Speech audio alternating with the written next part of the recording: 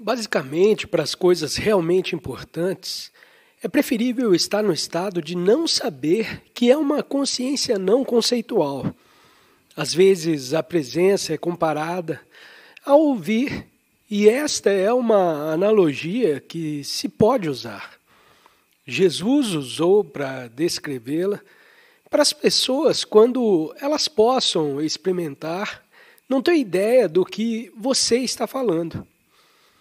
Quando você está tentando ensinar para sua mãe ou seus filhos, ou seu pai ou seus avós, ou o que quer que seja, ou seu tio ou sua tia, para dizer o que é todo esse absurdo, quando você se está ouvindo, tentando captar um ruído muito leve, em que estágio você estaria se estivesse ouvindo atentamente, tentando captar o menor ruído que está surgindo? Em que estado interior você estaria? Então, vamos tentar. Você pode praticar com seus filhos. É um jogo maravilhoso, o jogo de ouvir o mínimo de ruídos. Digamos que você está na natureza e há ruídos muito sutis. Que ruídos você pode ouvir?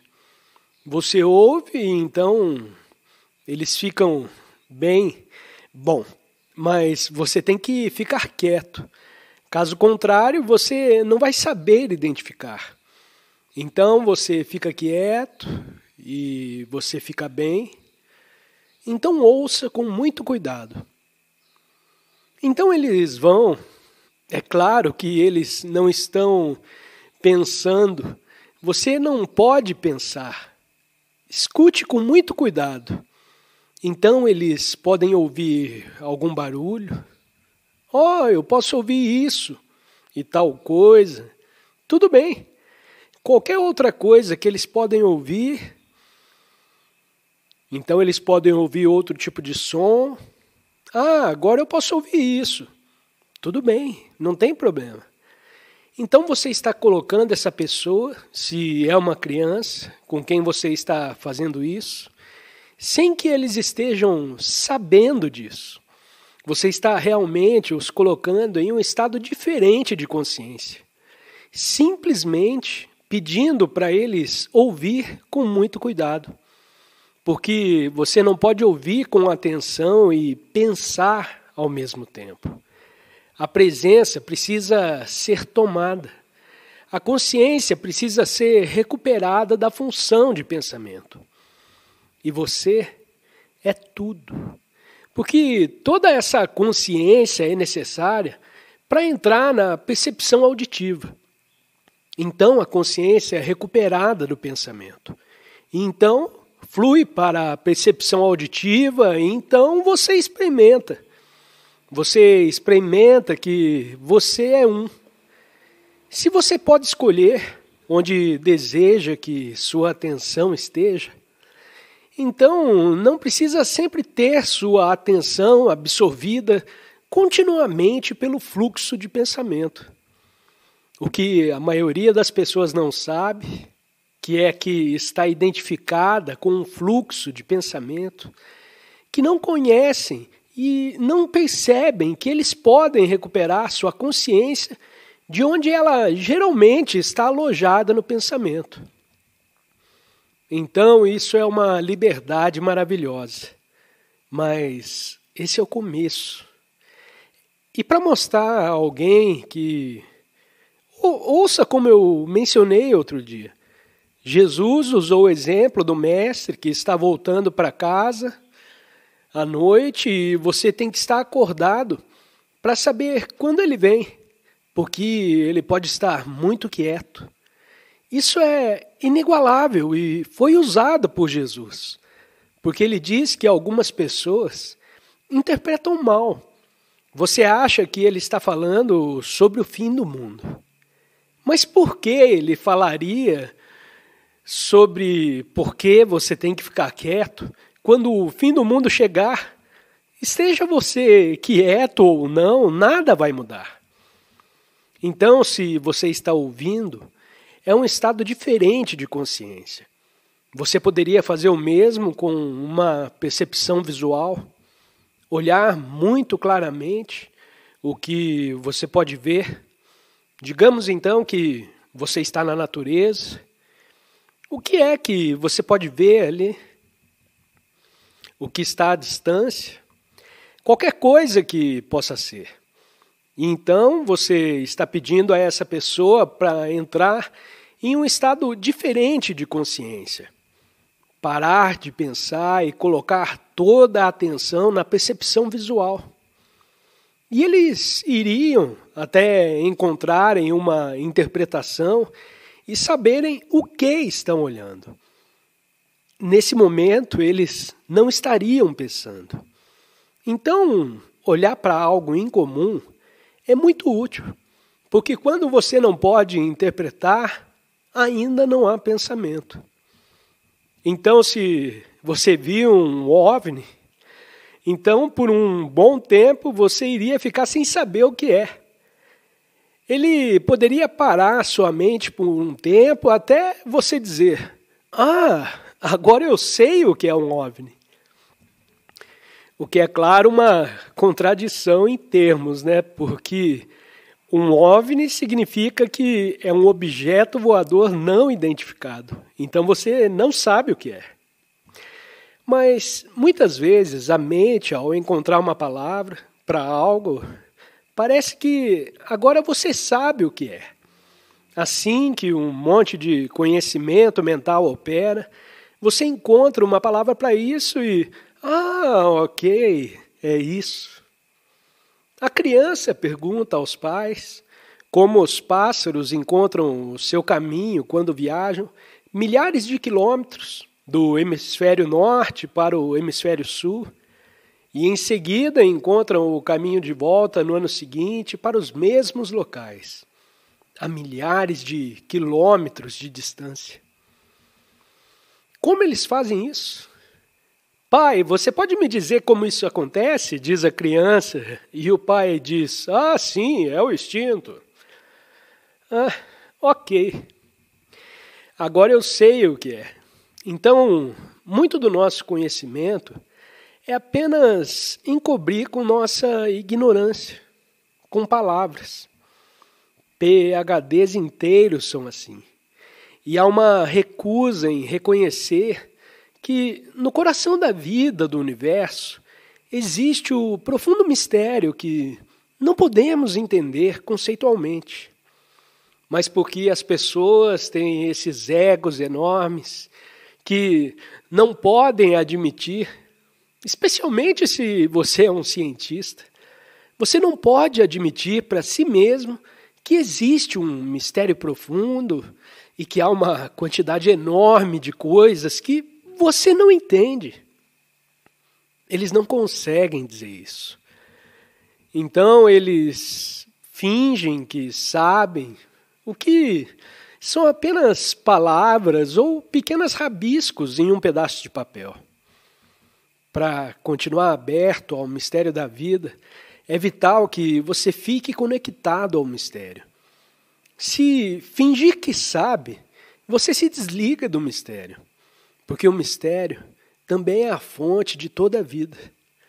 Então, negar os mistérios, o que faz é uma coisa terrível de fazer a si mesmo.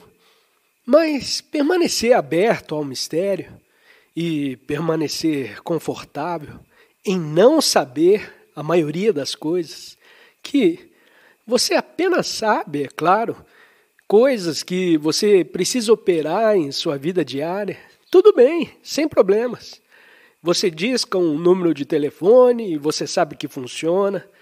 Você sabe como usar o seu iPhone ou o seu BlackBerry e todos os outros dispositivos e muitas outras coisas que você pode fazer. Mas, basicamente, para as coisas realmente importantes, é preferível estar no estado de não saber, o que é uma consciência não conceitual, principalmente em relação a outros seres humanos. Nem quero te entender, eu permito que você seja. quem você é e eu sei disso em sua essência. Você é um com a minha essência e estamos mais do que conectados. E isso é o suficiente para mim. Quando eu conheço alguém, isso é o suficiente. Eu não preciso saber sua história para te conhecer. Há dois tipos de conhecer. Aquele com o qual a maioria das pessoas está familiarizada, que é o conhecimento conceitual. Você conhece através de conceitos mentais. O que muitas pessoas não estão familiarizados é o conhecimento direto, que opera sem nenhum conceito. Então, quando eu ando na floresta, o que eu adoro fazer, posso aplicar o conhecimento conceitual para o que eu vejo, interpretando as árvores como elas são chamadas. Olhando para vários fenômenos na floresta, por exemplo, no noroeste do Pacífico, você tem coisas como troncos, algo como velhas árvores que caíram e estão começando a apodrecer. E fora do tronco da velha árvore, uma nova árvore, a semente de uma nova árvore, começa a nascer daquele tronco decadente. E esse tronco decadente é chamado de tronco de enfermeira. Então você tem um tronco enorme e dessa rachadura brota uma nova árvore. Uma árvore totalmente nova cresce do velho tronco. Um tronco cuidando da nova árvore. Então eles chamam de tronco de enfermeira. Eu não vi essas coisas na Europa. Eu não sei se eles existem, mas então eu posso olhar para isso e dizer: esse é um tronco de enfermeira. E eu posso olhar para outras coisas, e os pássaros e assim por diante, e também posso classificá-los. É um nível de conhecimento da floresta, mas não é muito profundo, é conceitual. E há outra forma quando não interpreto nada do que vejo e simplesmente contemplo as árvores, tudo, sem nomear mentalmente, desde o ponto de visão do conhecimento conceitual, que agora parece que eu abandonei todo o conhecimento, porque se eu não tiver nenhum, se eu não nomear em minha mente, que eu não sei nada do ponto de vista conceitual, e ainda assim estou me relacionando com a vivacidade da floresta e de cada ser nela, muito mais profundamente do que poderia, através do nível conceitual de conhecimento. E se estou confinado quando vou passear na floresta, se estou confinado apenas ao conhecimento conceitual, ou se estou totalmente em outro lugar, pensando em algo totalmente diferente do que vai acontecer na próxima semana ou na minha situação problemática de vida, eu estou totalmente ausente. Mas mesmo se estiver na floresta e olhando, mas apenas sabendo por meio de conceitos, como muitas pessoas fazem, observação de pássaros, eles adoram interpretar. E depois disso, escrevem num caderninho tal e tal coisa. Tudo bem, você pode fazer isso. Existe um lugar para esse tipo de conhecimento. Mas se você está preso nisso, está perdendo algo muito mais importante. Está perdendo o conhecimento mais profundo, que não é conceitual, que só pode estar lá quando você para de nomear. E isso significa que você está aberto para o mistério da floresta.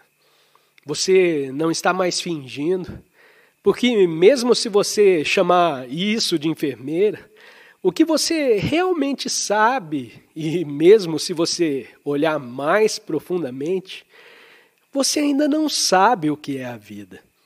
Nenhum cientista sabe o que é a vida. Eles só sabem como a vida se manifesta. Mas ninguém descobriu.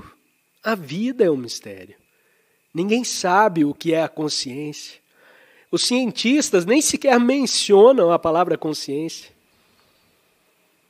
Me disseram que, não tenho tanta certeza assim, em um livro de teste de Stephen Hawking, que é um bom pensador, a palavra consciente é sobre a universidade, a história do universo, ou o que quer que seja. Eu não consigo me lembrar o título.